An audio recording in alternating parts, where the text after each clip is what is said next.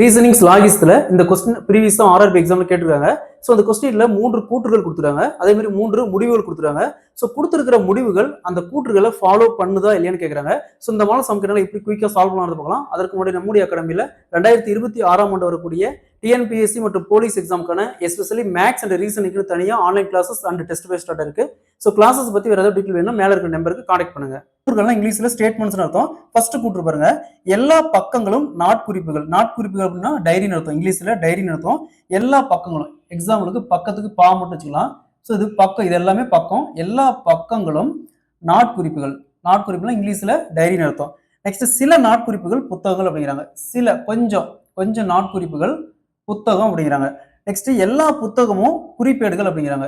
குறிப்பேடுனா note book அர்த்தம். குறிப்பேடுனா note புக்னு அர்த்தம் இங்கிலீஷ்ல. எல்லா புத்தகமும் குறிப்பேடுன்னு சொல்றாங்க. நெக்ஸ்ட் முடிவுகள் பாருங்க. ஃபர்ஸ்ட் முடிவு, எந்த பக்கமும் குறிப்பேடு இல்லை. ஸோ பக்கம் இருக்குது, குறிப்பேடு இருக்குது. ஸோ எந்த பக்கமும் குறிப்பேடு இல்லை அப்படிங்கிறாங்க.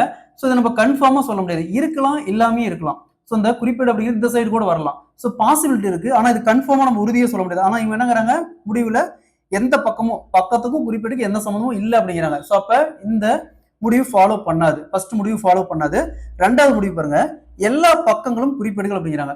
ஸோ குறிப்பேடு இங்க இருக்குது, பக்கம் இருக்குது, எல்லா பக்கமும் குறிப்பேடுக்குள்ளதான் வருது அப்படிங்கிறாங்க. இதுவுமே நம்ம கன்ஃபார்மா சொல்ல முடியாது.